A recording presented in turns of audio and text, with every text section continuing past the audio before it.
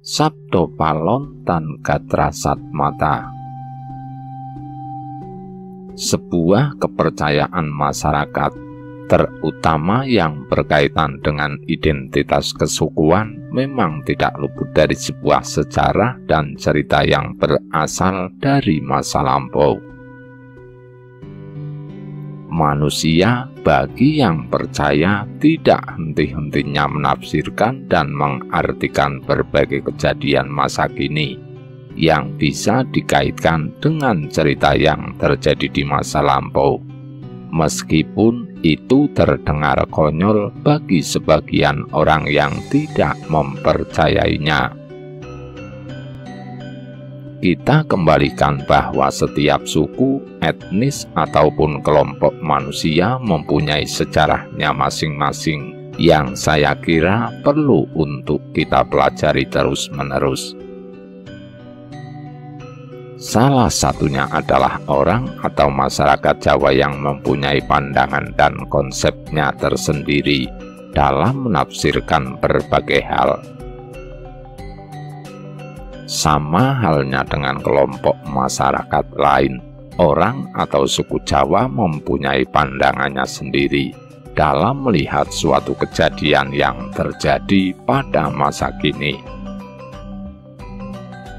Orang Jawa yang mempunyai kebiasaan otak-atik kato atau cocok logi membuat mereka sering mengaitkan kejadian masa kini dengan cerita atau kepercayaan yang ada sejak zaman dahulu.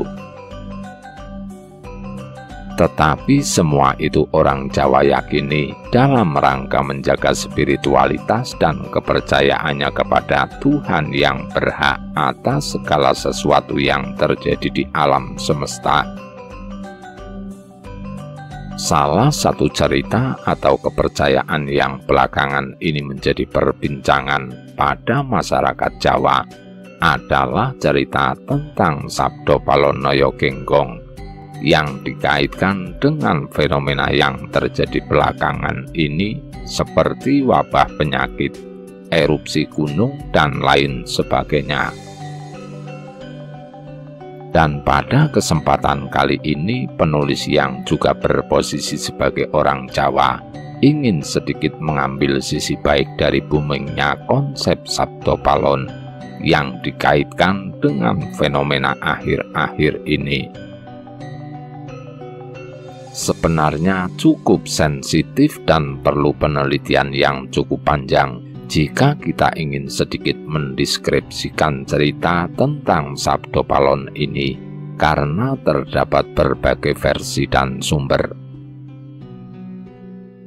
Namun penulis yakin bahwa jika tulisan ini bertujuan untuk menambah rasa syukur dan bisa dijadikan sebagai pengingat kita sebagai manusia yang mempunyai garis hubung peradaban dengan para leluhur, maka kebaikan yang akan kita dapatkan. Jika kita bertanya, siapakah sebenarnya Sabdo Palon itu?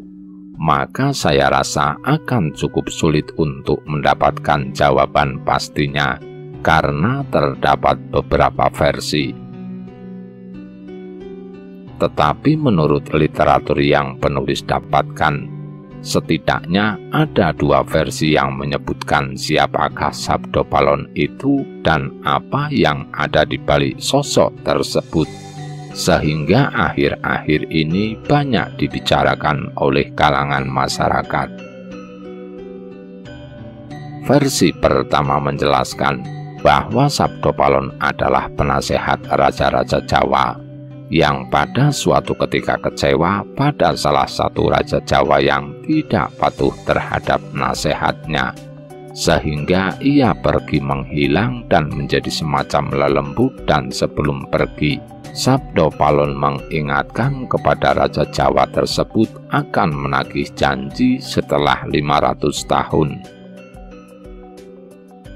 Kemudian pada versi kedua, Sabdo Palon diceritakan sebagai penguasa tanah Jawa yang membuat perjanjian dengan Syekh Subakir atau orang yang pertama kali membawa ajaran Islam ke bumi Nusantara.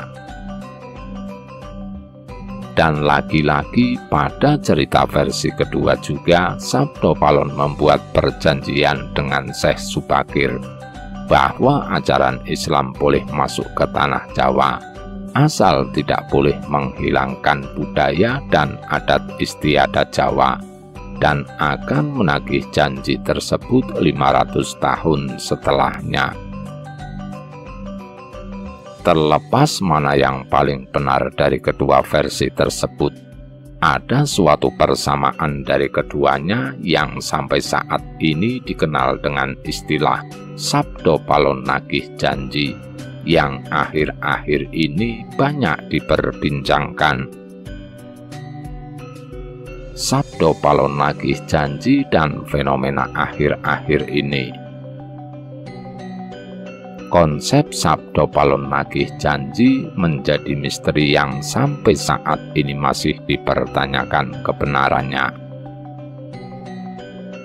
Namun akhir-akhir ini hal tersebut ramai diperbincangkan bersamaan dengan fenomena-fenomena seperti adanya wabah corona dan kabar erupsinya beberapa gunung di Indonesia. Menurut beberapa orang, fenomena-fenomena tersebut ada kaitannya dengan konsep Sabdo Palon yang akan menagih janji yang sudah dia ucapkan kepada para leluhur kita. Namun beberapa sumber membuat saya bingung. Apakah yang dijanjikan oleh leluhur kita adalah sebuah kehancuran umat manusia? Di sini penulis mencoba mengambil sisi positif yang juga penulis dapatkan dari berbagai literatur tentang konsep Sabdo Palon Nagih Janji tersebut. Wajar rasanya jika konsep ini menimbulkan suatu perdebatan, karena memang dari awal cerita ini juga terdapat beberapa versi yang menceritakannya.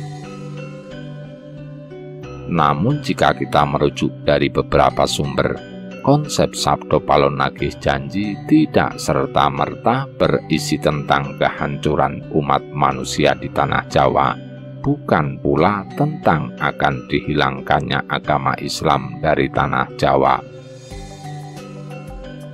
Konsep tersebut secara implisit merujuk pada bagaimana tanah Jawa akan dikembalikan jati dirinya dari segala budaya luar yang saat ini sudah cenderung merusak budaya yang sudah leluhur kita ajarkan.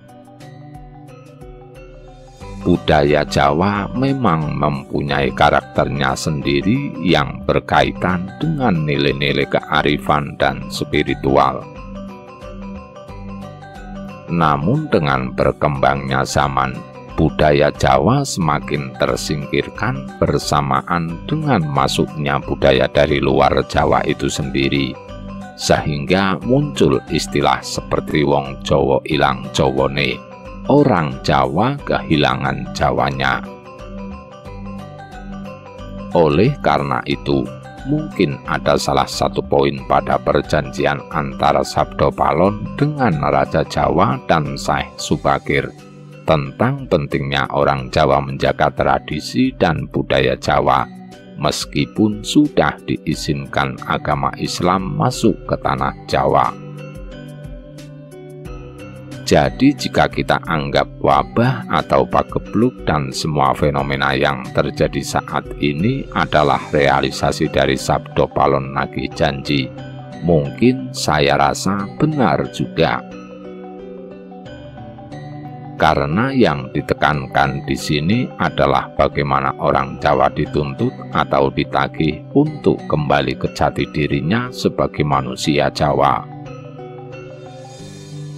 Terlepas dari leluhur-leluhur Jawa yang dianggap mempunyai peran dalam berbagai fenomena alam, seperti gunung meletus lain sebagainya, dan bisa saja jadi wabah serta fenomena alam ini dijadikan sebagai tanda atau patokan bahwa akan dikembalikannya jati diri orang Jawa, Saya rasa yang perlu kita lakukan atas semua fenomena ini adalah mencari nilai-nilai kebaikan yang bisa kita ambil.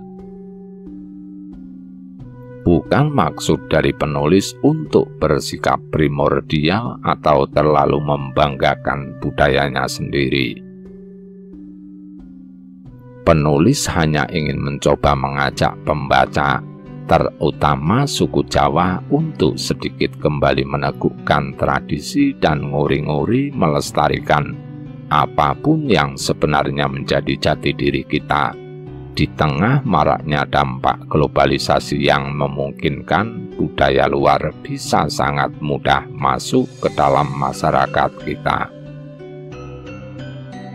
Bukan hanya kepada orang Jawa saja, penulis juga berpesan kepada semua suku apapun di Indonesia untuk tetap menjadi dirinya sendiri dengan melestarikan budaya yang sudah diajarkan leluhur masing-masing dan tetap saling menghargai perbedaan demi terwujudnya makna Bhinneka Tunggal Ika yang sejati. Lalu bagaimana dengan Sabdo Palon yang benar-benar datang dan tak kasat mata? Rahayu kalis ing sambikala. Nuwun, nuwun, nuwun.